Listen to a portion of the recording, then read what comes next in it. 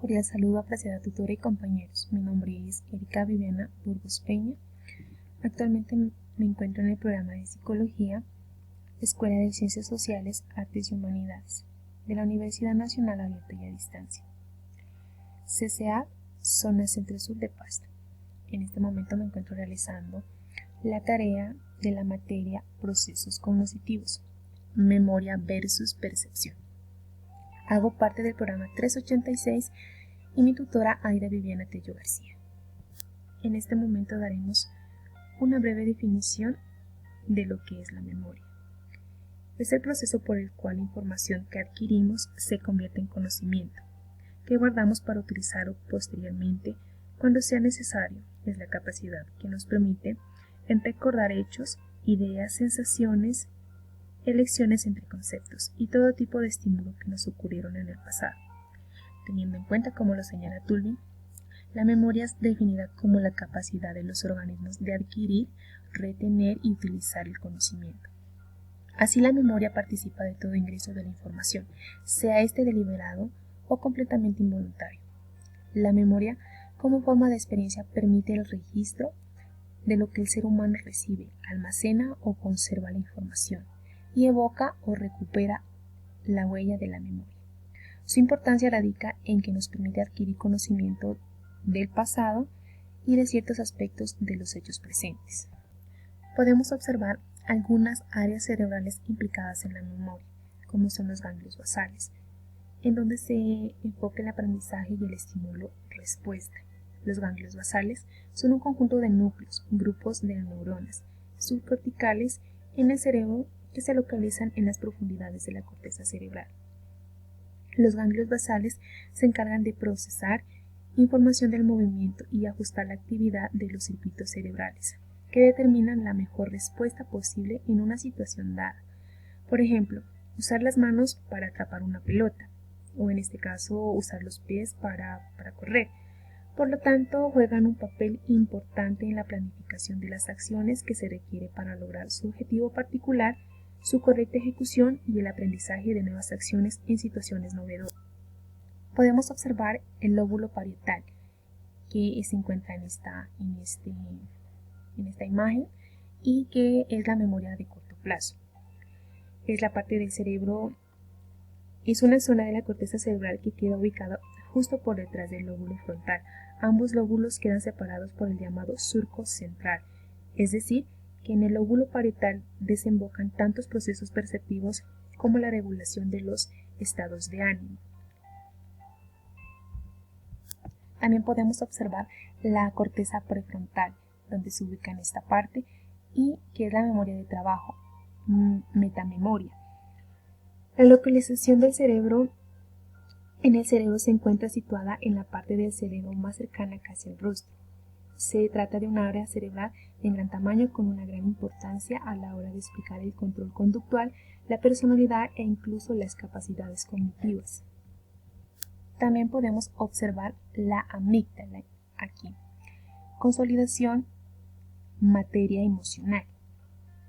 Es una estructura localizada en el lóbulo temporal de los mamíferos formada por diferentes núcleos y tradicionalmente relacionada con el sistema emocional del cerebro. También podemos observar el hipocampo y el tálamo. El hipocampo se encuentra aquí y el tálamo se encuentra acá. La codificación y consolidación de la información. El hipocampo es un área relacionada con la corteza cerebral que se ubica en el interior del lóbulo temporal. En el ser humano, el sistema hipocámpico se asocia a la llamada memoria episódica y a la memoria espacial. Y el tálamo es una pequeña estructura dentro del cerebro situado apenas encima del tronco del encéfalo, entre la corteza cerebral y el midbrain, y tiene conexiones de nervio extensas a ambos. La función primaria del tálamo es la transmisión, el motor y señales sensoriales a la corteza cerebral. Y finalmente podemos observar el cerebelo, que se sitúa aquí. Aprendizaje por condicionamiento clásico. Ocupa la mayor parte de la fosa craneal posterior, separado del cerebro por la tienda del cerebelo. Consta de dos hemisferios unidos por el vermis central. modula la actividad motora que se origina entre otros centros cerebrales y también interviene en la modulación de procesos emocionales y cognitivos. Clasificación temporal de la memoria. Podemos decir que la memoria se presenta según los tiempos de almacenamiento y recuperación de la información y se subdivide entre subtipos, que es la memoria sensorial. Esta memoria está relacionada con la llegada de la información a un órgano receptor, en este caso es el ojo, hasta que el cerebro ha realizado su percepción. Su función operativa es en segundos. La entrada de la información es muy rápida, la persistencia es muy breve, se diría de que antes ocurra otra fijación ya ha desaparecido la anterior, y la evacuación depende de la velocidad en la que el cerebro procesa la información. La memoria a largo plazo está constituida por dos conocimientos, experiencias y saberes que se almacenan a lo largo de la vida y resulta fundamentalmente al momento de comprender. Solo se comprende aquello que se puede relacionarse coherentemente con lo que ya se conoce, es decir, con aquello que se tiene en los conceptos que has aprendido. Memoria de corta duración. En este caso nos encontramos con dos sistemas de memoria a corto plazo y memoria operativa, más que ser concebida como un almacén donde se guarda información por un tiempo breve. Antes de pasar a la memoria a largo plazo, se le figura como un sitio en el que se integra la información, que se recibe del exterior o información nueva. Esta integración permite reconocer, identificar y dar sentido a lo percibido. Fuente mayor. En este caso podemos hablar de la metáfora de la capa de las cebollas, para comprender más su función de la memoria. En su clasificación temporal utilizamos esta metáfora cebolla-cerebro, donde los recuerdos más nuevos serán las capas externas y las más antiguas serán las capas internas. Patología o trastornos de la memoria. En este caso podemos ver que las amnesias se definen como el deterioro de la huella de la memoria, que produce una pérdida de los recuerdos, y la demencia es un síndrome que implica el deterioro de la memoria y la razón, el intelecto, el comportamiento y la capacidad de realizar actividades de la vida diaria. Y agnosia es la pérdida de la capacidad de reconocer, asociar, discriminar y dar significado a lo que se percibe, y se presenta en un sujeto que conserva su sensibilidad intacta.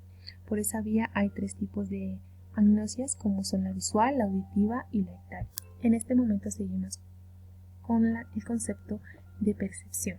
La percepción se puede definir como el conjunto de los procesos y actividades relacionadas con la estimulación que alcanza los sentidos, por los cuales podemos obtener, seleccionar, interpretar y extraer información del medio ambiente, codificándolas a partir de las actividades sensitivas.